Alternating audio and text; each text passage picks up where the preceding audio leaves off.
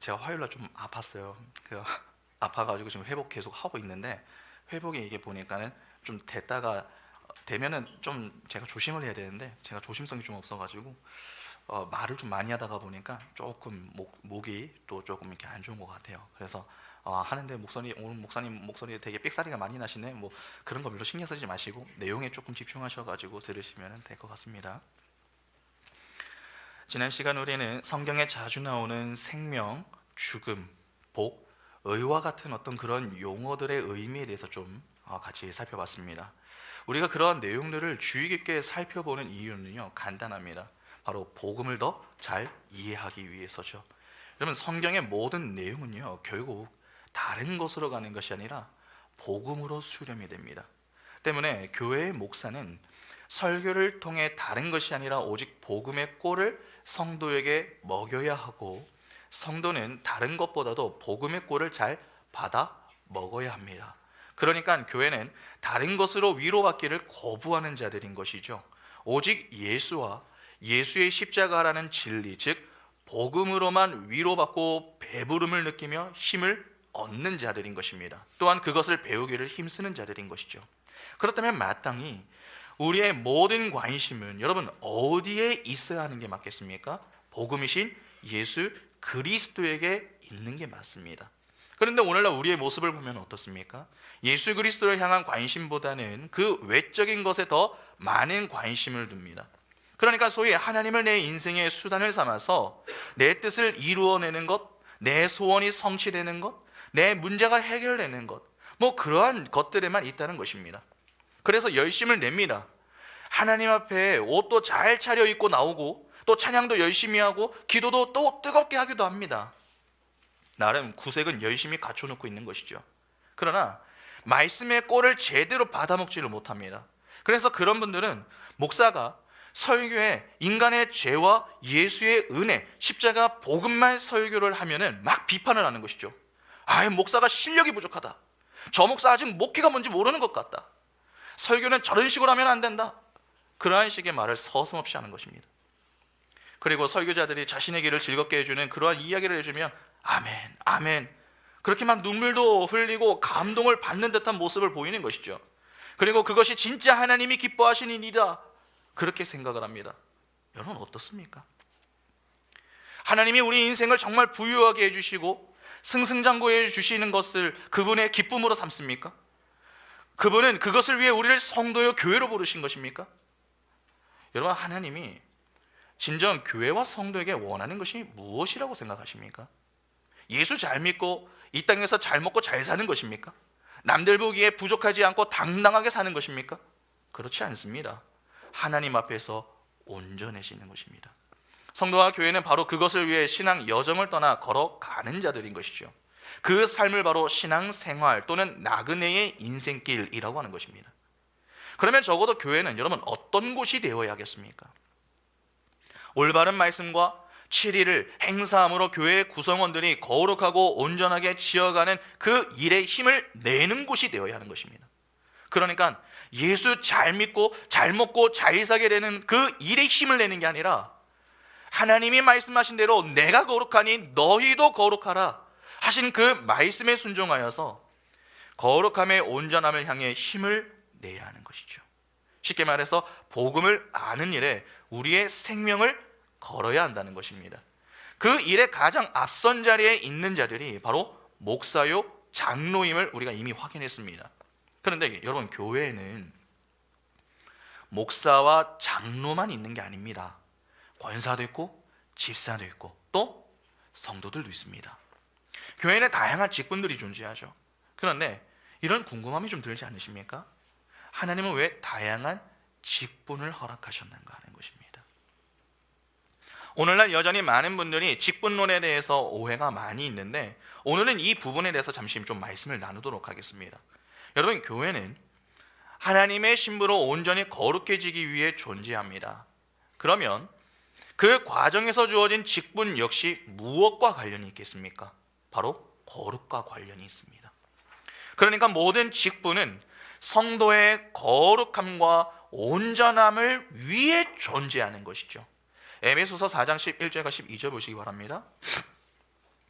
그가 어떤 사람은 사도로, 어떤 사람은 선지자로, 어떤 사람은 복음 전하는 자로, 어떤 사람은 목사와 교사로 삼으셨으니 이는 성도를 온전하게 하여 봉사의 일을 하게 하며 그리스도의 몸을 세우려 하심이라. 이 땅의 교회는 여러 종류의 각기 다른 사람들이 모여서 살림을 꾸려 나가야 합니다. 때문에 조직이라고 하는 것이 반드시 필요하죠. 잘 아시다시피 교회는요, 영적인 유기체입니다. 유기체라고 하는 것은 한 생명이라고 하는 말이죠. 하나의 생명으로 통일이 된 유기체에 여러분 왜 조직이 필요합니까? 유기체인 교회라고 하는 것은 천상의 완성된 교회, 영적인 교회를 말하는 것입니다. 이 지상의 가시적인 교회는 그 자체가 유기체는 아닙니다. 많은 가라지들이 함께 공존하지 않습니까? 그리고 그 안에 있는 하나님의 백성들도 아직 온전한 유기체로서의 삶을 배워야 합니다. 그들 역시 이 광야 땅을 살아내야 하고 여전히 육신을 가지고 있습니다. 그래서 먹어야 하고, 그래서 마셔야 하고, 또 비가 오면 비를 피해야 합니다.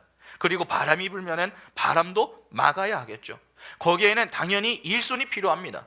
그런데 그 일손들을 규모 있게 움직이기 위해서는 그들을 지도할 리더들이 필요하겠죠. 그리고 또 이 성도들을 가르치고 양육하는 일에 인간이 가진 한계 때문에 질서를 유지하는 것도 필요합니다.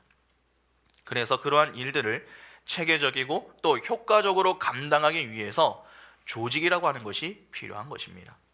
당연히 그 조직에는 직분과 직책이라는 것이 있게 마련이겠죠. 예수의 제자들 중에서도 여러분 유다가 뭘 맡았습니까? 돈을 맡았죠. 회계, 동계를 맡은 자가 있었던 것처럼 신앙 공동체에는 직분과 직책이 있습니다. 여러분 여기서 말하는 직분이라고 하는 것은 직무상의 본분을 의미하는 것이고 직책은 직무상의 책임을 뜻합니다. 함께 모인 자들이 모두 완전하게 성화가 된 하나님의 백성들이라면은 왜 그러한 질서가 필요하며 왜 조직이 필요하겠습니까? 그러나 이곳에는 우리와는 다른 길로 가는 자도 있고 또 새 생명을 받기는 받았는데 지금 영적으로는 매우 어린 자들도 있습니다. 그리고 성숙한 자들도 있기 때문에 조직과 질서가 필요한 것이죠. 아니면 금방 난장판이 되지 않겠습니까? 만약 알곡이 아닌 가라지가 분위기를 주도하게 되면 어떻게 되는 것입니까? 또 영적으로 성숙한 자가 아니라 영적으로 성숙하지 못한 자가 세상에서의 높은 지위를 자랑하면서 목소리와 나이를 앞세워가지고 그냥 자기 마음대로 하겠다고 하면은 여러분 그 공동체가 어떻게 되겠습니까? 당연히 그 안에서 갈등과 반목이 생기고 그로 인한 갈라짐과 분열이 생기지 않겠습니까? 여러분 혹시 이런 생각을 해보신 적 있으십니까? 왜 설교는 목사만 해야 되나? 그런 생각 안 해보셨어요? 여러분 어떠세요? 마음만 먹으면 그냥 일주일 이렇게 계시면서 말씀 묵상해가지고 아무나 나와가지고 설교할 수 있는 거 아닙니까? 제가 이번 주에 묵상하다가 이걸 발견했습니다. 이거는 이런 내용이고 저거는 저런 내용입니다. 그냥 뭐 집사나 권사가 나와가지고 설교하면 안 됩니까? 그럼 저도 좀 쉴 수 있고. 그러나 교회는 그러한 것을 결코 허락하지 않습니다. 왜 허락을 하지 않는 것입니까? 다른 이유가 아닙니다. 질서의 차원에서 그러한 것입니다. 신학교에서 뭐 그리 대단한 것을 배운다고 신학교를 졸업해야 목사 한 수를 줍니까? 질서의 차원에서 그렇게 하는 것입니다. 여러분 신학교에 들어간다고 다 제대로 된 목사를 배출해 내는 게 아닙니다. 신학교 내에도 정말 이상한 분들 많습니다. 공부하라니까 공부는 안 하고 농구하고 족구만 열심히 하고 공부 시간에는 정작 조는 사람들 많이 있어요.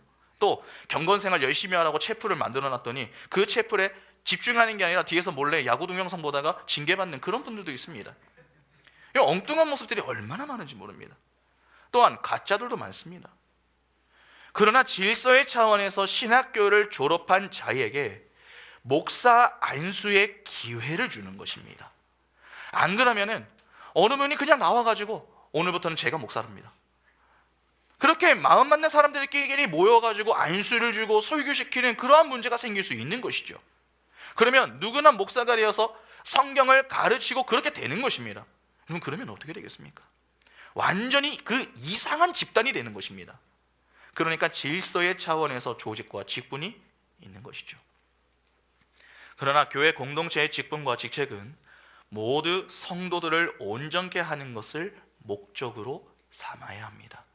절대로 그러한 직분과 직책이 조직체의 운영으로 초점이 맞춰지면 안 됩니다. 그러한 교회 안에서의 직분과 직책이 세속적 교회들이 추구하는 훌륭한 운영, 이윤이 남는 운영을 목표로 하는 것이라면은 교회의 직분자들은 모두 세상의 전문가들로 구성이 되어야 합니다. 여러분, 정말 교회 일이라고 하는 것이 그런 세상의 전문적인 지식과 능력으로 되는 것입니까? 기업 대표나 대학 교수가 주일학교 교사 잘하는 거 보셨습니까? 여러분, 은행원들이 교회 재정을 맡으면 교회 재정이 더 풍성해집니까? 아닙니다.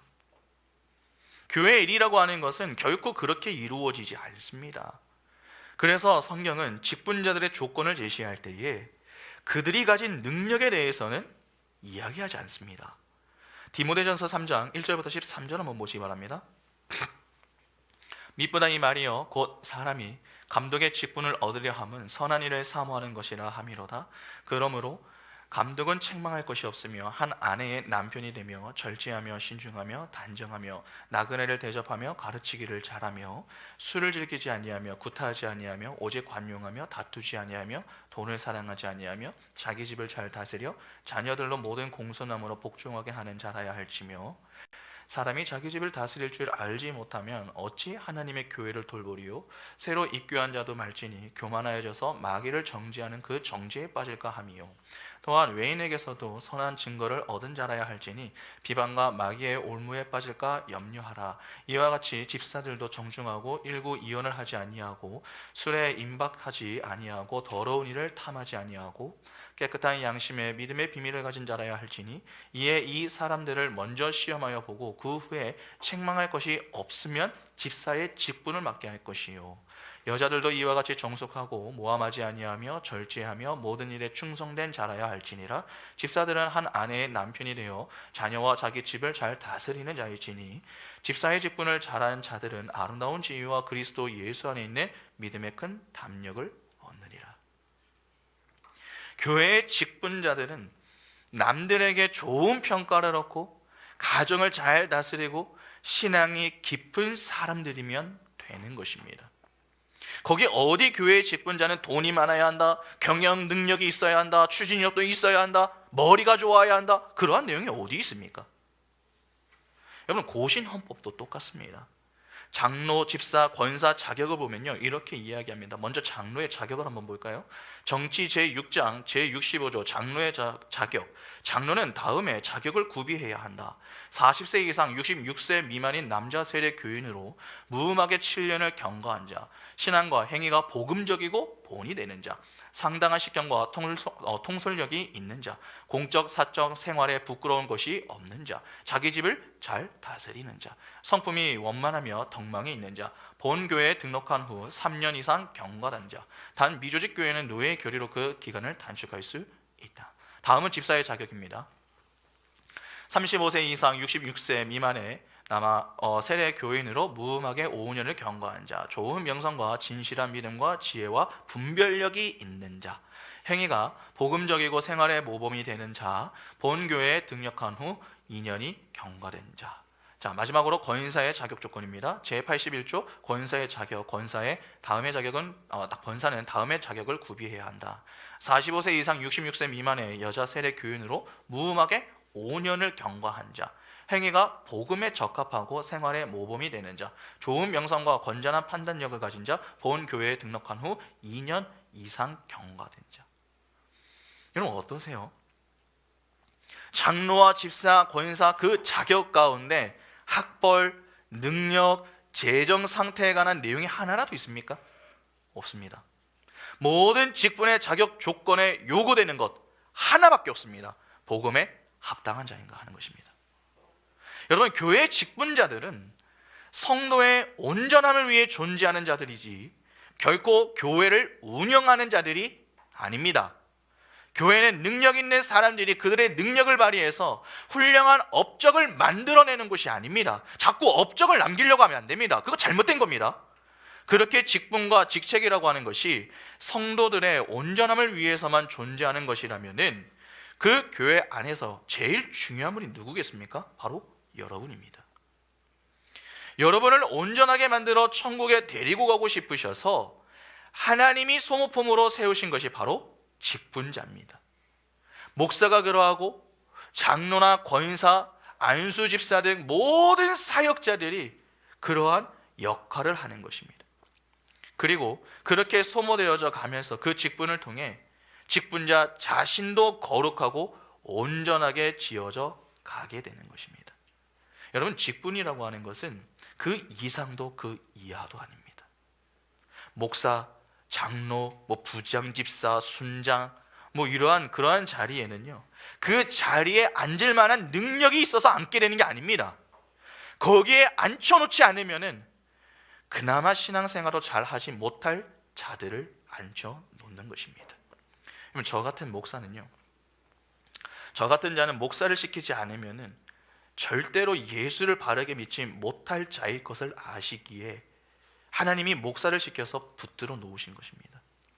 제 자의로 성경을 열심히 공부할 수 있는 그러한 자질이 저에게는 없습니다. 그러니까 하나님이 얘는 성경을 읽게는 해야 되겠고 다른 것은 몰라도 주의를 좀 잘 지키게 하려면 목사밖에 없겠다. 그래서 그냥 목사 시켜 놓은 겁니다. 이렇게 저의 목사라고 하는 직분은 저를 거룩하게 만들고 그 직분으로 말미암아 다른 지체들에게 유익이 되게 하는 것이죠. 여러분, 그게 직분입니다. 그런 면에서 여러분은 목사를 시키지 않아도 신앙생활을 성실히 할 수 있는 분들인 거죠. 그래서 그냥 가만히 내버려 두는 겁니다. 그런데 마치 교회의 직분이 여러분 교회의 계급이 되어버렸습니다. 목사 밑에 장로가 있고 장로 밑에 집사가 있고 집사 밑에 누가 있습니까? 평신도가 있는 거죠. 우리도 무의식적으로 그렇게 여기는 경향이 은근히 많지 않습니까? 저분 장로님이래요. 저분은 얼마나 잘했길래 저렇게 장로라고 장로의 이 직분까지만요. 그렇게 되는 거 아닙니까? 그리고 부러워하지 않습니까?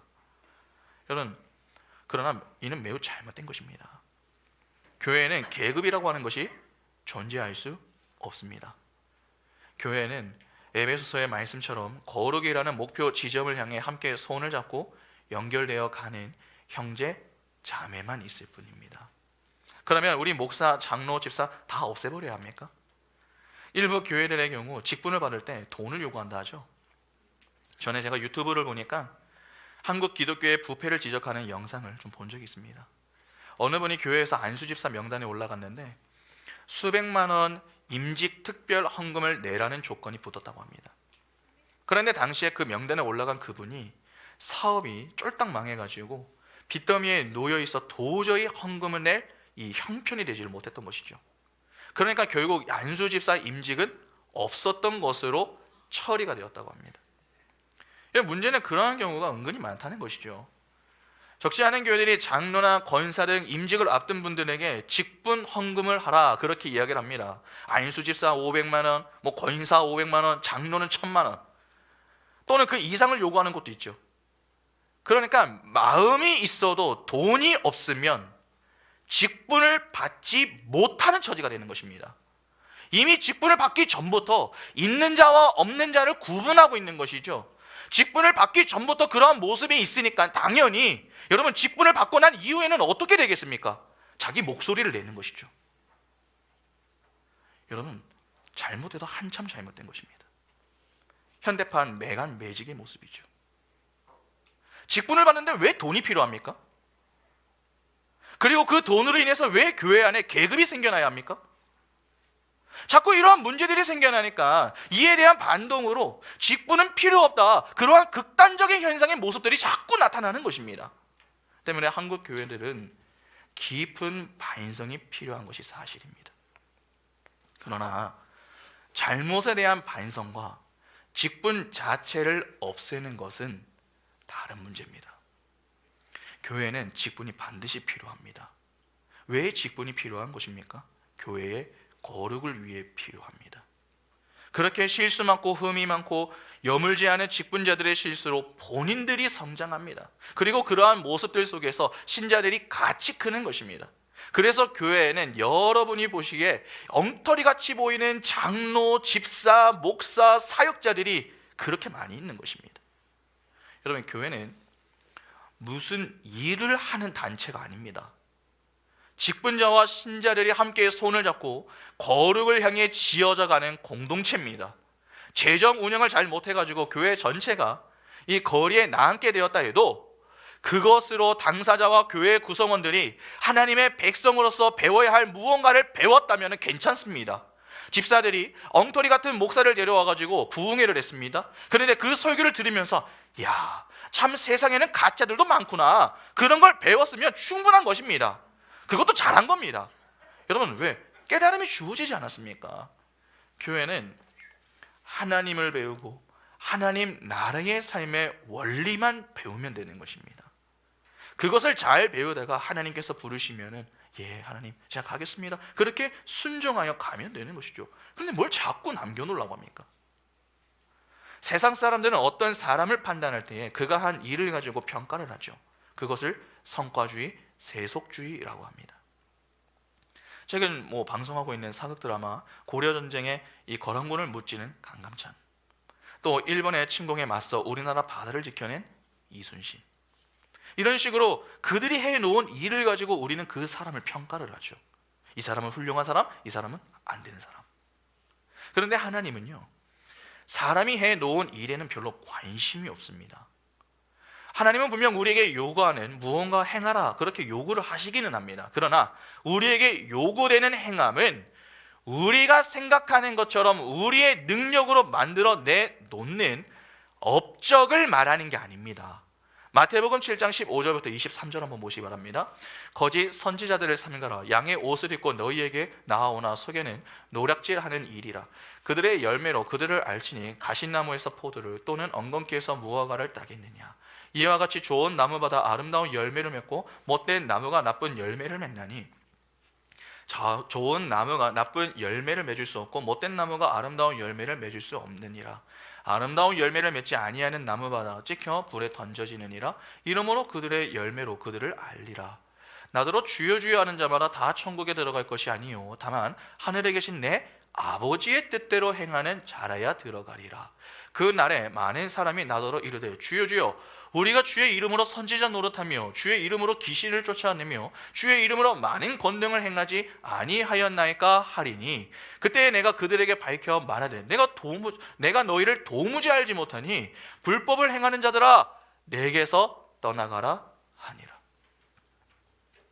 선지자 노릇하고 주의 이름으로 귀신을 쫓아내며 주의 이름으로 많은 권능을 행했습니다. 분명 무언가를 행하기는 했습니다. 그런데 주님은 그들에게 불법을 행하는 자들아 지옥으로 떨어져라, 그렇게 말씀하시죠. 여러분, 도대체 뭐가 잘못된 것입니까? 주님의 이름으로 선지자 노릇도 하고 주님의 이름으로 귀신을 쫓아내었으며 주님의 이름으로 많은 권능을 행한 것이 나쁜 일입니까? 아닙니다. 훌륭한 일입니다. 그런 것들이 모두 사도들이 행했던 일들 아닙니까? 분명 행한 것입니다. 사도들은 주님의 이름으로 선지자 노릇하고 주님의 이름으로 귀신을 쫓아내며 주님의 이름으로 권능을 행하고 천국에 갔습니다. 그런데 왜 주님은 똑같은 일을 한 어떤 자들한테 불법을 행하는 자들이라 그렇게 말씀을 하시는 겁니까? 사도들이 행한 행함과 그들이 행한 행함이 무엇이 다른 것입니까? 여러분, 바로 그 다음부터 보면 그 내용이 나옵니다. 마태복음 7장 24절부터 27절 한번 보시기 바랍니다. 그러므로 누구든지 나의 이 말을 듣고 행하는 자는 그 집을 반석 위에 지은 지혜로운 사람 같으리니 비가 내리고 창수가 나고 바람이 불어 그 집에 부딪히되 무너지지 아니하나니 이는 주추를 반석 위에 놓은 까닭이요 나는 이 말을 듣고 행하지 아니하는 자는 그 집을 모래 위에 지은 어리석은 사람 같으리니 비가 내리고 창수가 나고 바람이 불어 그 집에 부딪힘에 무너져 그 무너짐이 심하니라. 예수 그리스도의 말씀을 듣고 행한 일, 즉 예수를 알고 복음을 알고 행한 일은 좋은 열매이지만 반대로 예수 그리스도의 말씀, 곧 복음이 무엇인지 알지 못하고 행한 그 모든 행함은 모두 지옥에 들어갈 일, 즉 불법이라고 하는 것입니다. 그 말은 우리가 어떤 일을 행하고 난 뒤에 그것이 자기의 열매가 돼가지고 자기 자랑이 되고 자기 의가 되어서 주님 앞에 가서도 저는 이러저러한 일을 분명히 했습니다, 그렇게 하나님 앞에 과시를 하는 자는 다 가짜라는 것입니다. 선지자 노릇도 하고 귀신도 쫓아내고 권능을 행하고도 그것을 자기의 자랑으로 차곡차곡 쌓아 놓는 자들은 오히려 지옥에 들어갈 범죄 행위를 한 것이 되는 것입니다. 여러분, 열심히 교회 봉사하고도 지옥 갈 수 있습니다. 열심히 헌금하고도 지옥 갈 수 있습니다. 열심히 직분자가 직분의 일을 감당하고도 지옥에 갈 수 있는 것입니다. 그러니까 교회 일을 얼마나 신중하게 해야 하는지 여러분 조금 이해가 되십니까? 자칫하면 열심을 내고도 하나님의 칭찬과 상급을 받는 것이 아니라 하나님의 저주를 받게 되는 그러한 결과를 낳을 수 있다는 것입니다. 그러니까 자신 없으면 아무 말도 안 하는 것이 더 나을 수도 있습니다. 적지 않은 분들이 많이 오해하시는 내용이 바로 여기에 있죠. 여러분, 교회에서 문제를 일으키는 분들이 주로 누구인 줄 아십니까? 교회에 별로 관심이 없는 분들이 아닙니다. 교회에 유독 관심이 많은 분들입니다. 직분이 없는 분들보다 직분을 갖고 있는 분들입니다. 열심을 내지 않는 분들이 아닙니다. 열심을 갖고 있는 분들이 문제를 일으킵니다. 그러니까 초신자들보다는 신앙의 연수가 있는 분들이 말썽을 피우는 거죠. 우리는 자꾸 열심을 내는 것이 좋다, 열심을 내라, 그렇게 이야기합니다. 그러나 열심을 내는 것 자체가 중요한 게 아니라 그 열심이 어떤 열심인가 하는 게 더 중요합니다. 열심도 잘못 내면은 큰 화를 불러 일으킬 수 있습니다. 최근 성경 공부했었던 바울을 한번 생각해 볼까요? 갈라디아서 1장 13절과 14절 보시면, 내가 이전에 유대교회에 있을 때에 행한 일을 너희가 들었거니와 하나님의 교회를 심히 받게 하여 멸하고 내가 내 동족 중 여러 영갑자 중에 보다 유대교를 지나치게 믿어 내 조상의 전통에 대하여 더욱 열심히 있었으나. 바울은 열심히 상당히 많았었던 인물입니다. 회심 전이나 회심 이후나 그의 열심에는 변함이 없었습니다. 그런데 그가 예수를 믿기 이전에 냈던 열심은 여러분 어떤 열심이었습니까? 엉뚱한 열심이었죠. 화를 일으키는 열심이었습니다. 그가 가지고 있는 열심을 가지고 하나님의 말씀에 순종하는 것이 아니라 오히려 자기 의를 드러내는 일에 사용을 했죠. 그런데 바울만 그러했습니까? 바울만 정말 그러한 것입니까? 그렇지 않죠. 바울을 비롯한 우리 모두가 얼마든지 그러한 모습을 보일 수 있는 것입니다. 그러면 엉뚱한 열심을 내지 않으려면 어떻게 해야 합니까? 먼저는 복음이 무엇인가를 바르게 아는 것이 중요하겠죠. 그리고 자신의 직분이 갖는 직무가 무엇인지를 바르게 알아야 합니다. 의외로 직분의 직무를 잘 모르시는 분들이 많이 있습니다.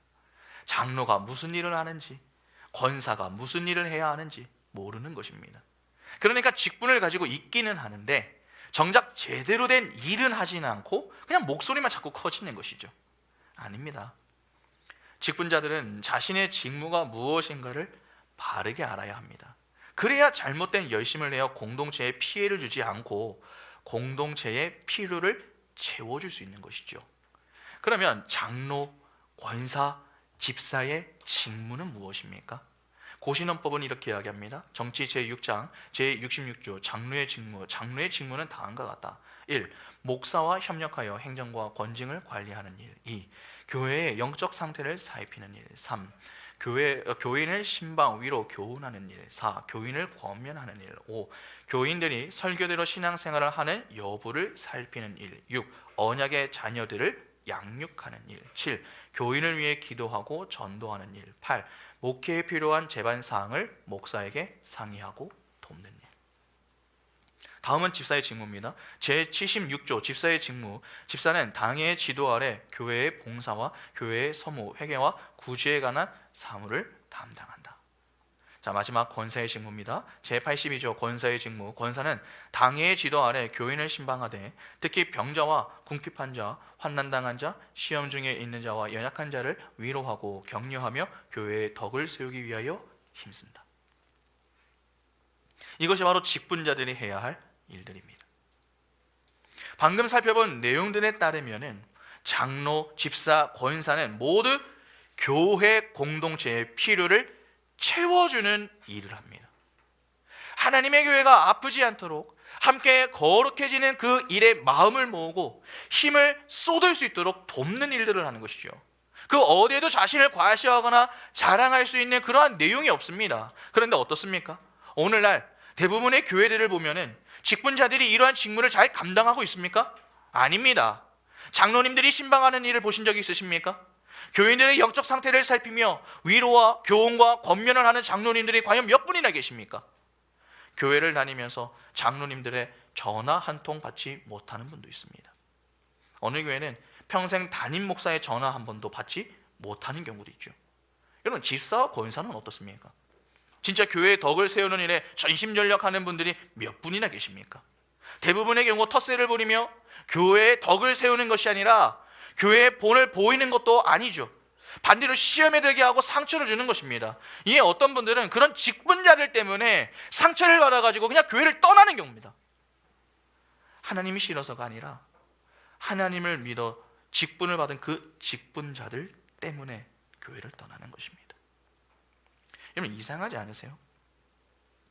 왜 이러한 모습들이 생겨나는 것입니까? 하나님이 허락하신 직분이 무엇인지 바르게 알지 못하기 때문입니다.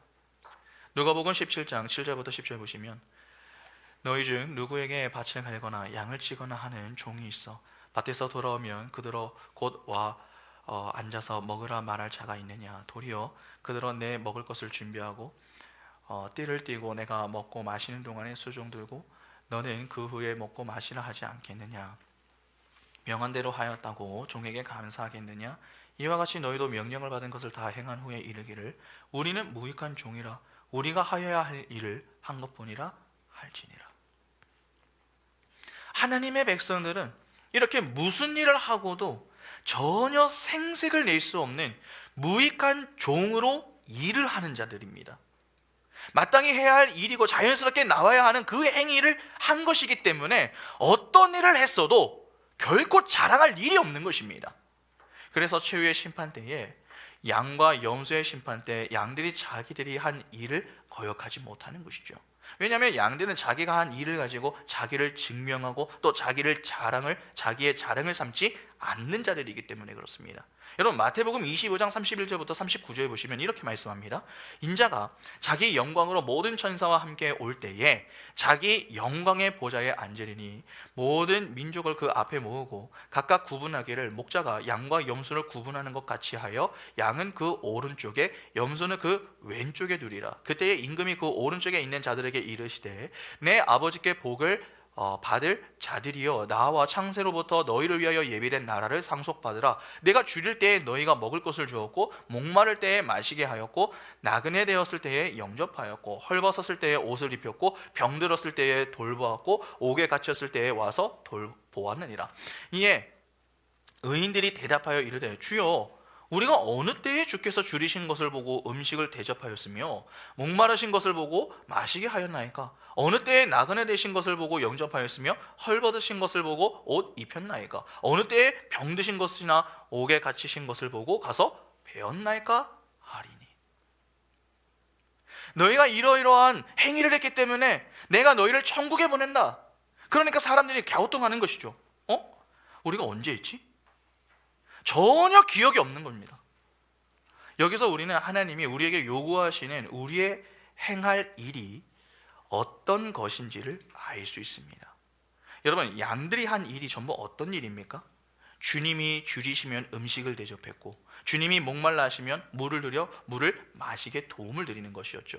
또 주님이 옥에 갇히실 때면은 찾아가는 것이었습니다. 이는 모두 우리 예수께서 겪으신 고난에 동참하는 일입니다. 바로 이것이 작은 예수가 해야 하는 일들인 것이죠. 여러분, 우리가 맺어야 할 열매는 어떤 업적이 아닙니다.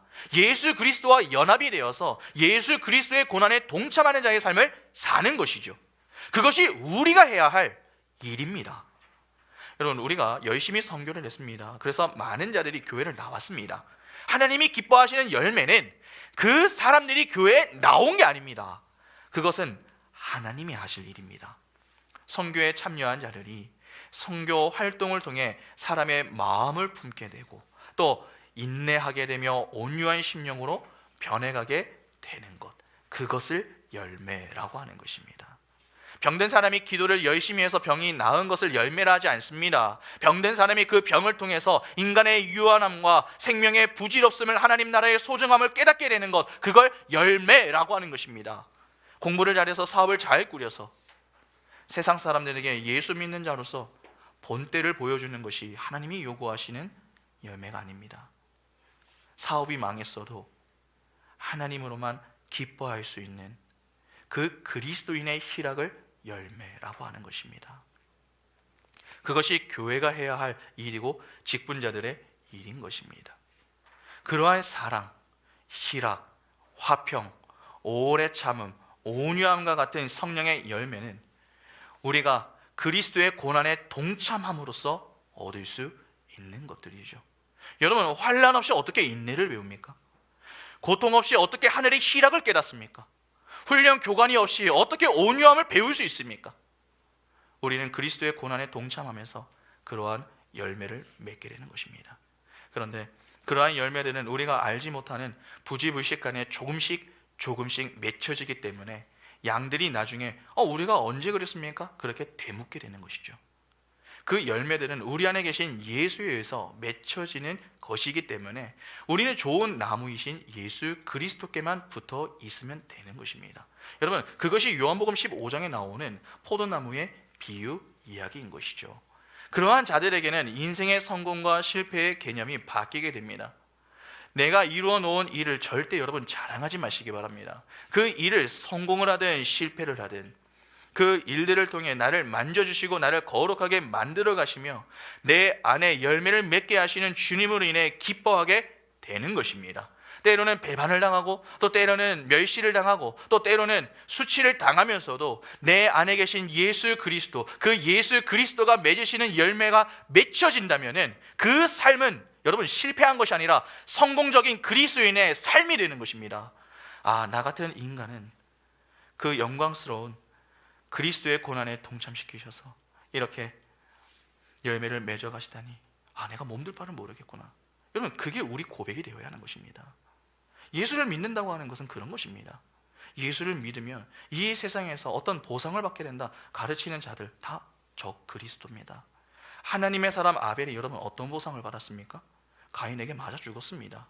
여러분, 노아가 심판 전날까지 무슨 보상을 받았습니까? 세상 사람들의 조롱거리만 됐습니다. 바울을 비롯한 우리 사도들이 예수를 믿고서 어떤 보상을 받았습니까? 죽도록 두들겨 맞기만 했습니다. 성경에 나오는 어떤 사람이 예수를 믿고 이 세상의 것으로 보상을 받았습니까? 예수를 믿으면 예수의 거룩을 따라 우리도 거룩해지는 것입니다. 그렇게 거룩하게 된 자들이 천국에 들어가는 것이죠. 그 거룩으로 가는 길은 오히려 고난이요, 환난이요, 핍박인 것입니다. 그래서 바울은 너희가 환난을 당하느냐? 기뻐하라. 그렇게 이야기하는 것이죠. 이제 우리 교회에도 여러 직분자들이 앞으로 서게 될 것입니다. 여러분, 여러분들도 명심하셔야 됩니다. 직분을 받는 일에 있어서 가장 중요한 것은 돈이 아닙니다. 실력도 아닙니다. 그 직분은 교회를 유익하게 하며 교회의 온전함을 위해 쓰여야 하며 자기 자신의 거룩을 훈련시키는 데 쓰여야 하는 것입니다. 그래서 그 직분이 하는 일은 절대 자랑이 될 수 없는 것이며 때로 그 직분을 인하여 고통스럽고 외로운 일을 겪게 된다 하더라도 여러분은 그것으로 말미암아 그리스도가 기뻐하시는 열매를 맺게 되신다 하는 것을 결코 잊지 마시고 잘 인내하시기 바랍니다. 그리고 나의 거룩을 위해 그 일에 불러주신 하나님을 찬양하시기 바랍니다. 나는 나의 자랑을 위해 존재하는 자가 아니라 나의 형제자매의 온전함을 위해 존재하는 자다라고 하는 것을 명심하셔야 됩니다. 자신을 드러내지 마시고 남을 높여주시고 많이 들어주시되 말을 많이 하지는 마시기 바랍니다. 불평불만을 공론화시키지 마시기 바랍니다. 왜 이거 안 합니까? 저거 안 합니까? 여러분, 그런 말들로 너무 공론화시키지 마시기 바랍니다. 우리는 불평과 불만이 생기게 되면은 그 일과 관계된 사람들 그 불평 불만으로 공격을 하는 것이 아니라 그 일을 놓고 기도를 하기로 한 그리스도인들 아닙니까? 그런데 왜 자꾸 뒤에서 불평하고 불만을 가십니까? 거기에 두 가지 이유밖에 없습니다. 하나는 난 그래서 거기 참여 안 할 거야. 그러한 불참에 대한 변명이거나 난 그럼에도 참여한다는 교만한 마음, 둘 중에 하나입니다. 여러분, 성숙해지셔야 됩니다. 그런 불평과 불만은요, 전염이 매우 강합니다. 여러분, 좋은 것보다요 안 좋은 말 하면요 금방 나갑니다. 전염이 되어서. 그런 사람들은 그런 부정적인 생각과 불평 불만으로 다른 형제 자매의 신앙에 좋은 영향을 미치는 게 아니라 영향을 주고 있는 자들입니다. 그리고 여러분, 논쟁도 조심하셔야 됩니다. 논쟁은 지면 억울하고 이기면 원한만 남깁니다. 각자의 자리에서 자기 일만 열심히 하면 됩니다. 자기의 거룩만 열심히 챙기면 되는 것입니다. 남 어떻게 하느냐, 그 생각하지 마시고 자기 자신부터 잘 하시면 됩니다. 그러면 족한 것입니다. 여러분, 어느 교회에 하나 표를 지었는데 표를 이렇게 지었습니다. 너나 잘해. 여러분, 다소 엉뚱하고 우스꽝스러운 표 아닙니까? 그러나 상당히 중요한 내용입니다. 각자가 맡은 자리에서 신앙생활을 잘 해나가면, 그러면서 섭섭해하고 불만스럽고 마음에 들지 않는 것들이 생길 때마다 우리 스스로 돌아보며 생각을 해봐야 되는 것이죠. 나는 잘하고 있나? 그 생각을 한번 해본다면은 지금보다 우리는 하나님이 요구하시는 참 열매를 더 많이 맺는 자리로 향하게 될 것입니다.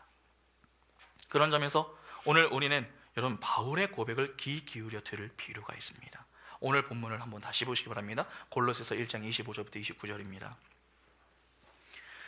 내가 교회의 일꾼 된 것은 하나님이 너희를 위하여 내게 주신 직분을 따라 하나님의 말씀을 이루려 함이니라.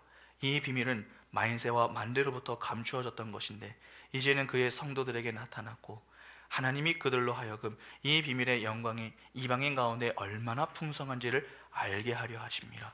이 비밀은 너희 안에 계신 그리스도 신이 곧 영광의 소망이라. 우리가 그를 전파하여 각 사람을 권하고 모든 지혜로 각 사람을 가르치면 각 사람을 그리스도 안에서 완전한 자로 세우려 함이니 이를 위하여 나도 내 속에서 능력으로 역사하시는 이의 역사를 따라 힘을 다하여 수고하노라. 바울은 하나님이 허락하신 사도직을 감당하면서 억울할 때가 너무나도 많았습니다. 때로는 남들 앞에서 자신을 드러낼 수 있는 기회가 많이 있었음에도, 그럴 수 있는 능력이 있는 소유자였음에도 그렇게 하지 않았습니다. 단 한 번도 자신을 드러내지 않았습니다. 내가 이거 이렇게 했다, 내가 저걸 저렇게 했다, 그런 이야기 하지 않았습니다. 여러분, 왜 대사도인 바울이 자신을 드러내지 않을 수 있었던 것입니까? 그런 유혹이 될 때마다 자기 자신을 돌아보는 믿음이 그에게 있었기 때문입니다. 바울은 자신의 힘을 의지해서 직분의 직무를 감당하지 않았습니다. 그의 속에서 능력으로 역사하시는 이의 역사를 따라 힘을 다하여 수고했습니다. 오늘 우리가 바로 이러한 모습으로 직분의 직무를 감당해야 하지 않겠습니까? 오늘 우리는 무슨 힘으로 우리의 직분의 직무를 감당하고 있습니까? 내 힘으로, 내 능력으로, 내 경험으로 감당하고 있습니까? 아닙니다. 내 속에 능력으로 역사하시는 우리 주 예수 그리스도 하나님의 역사를 따라 감당해야 합니다. 믿음의 눈을 열고 하나님을 바라보시기 바랍니다.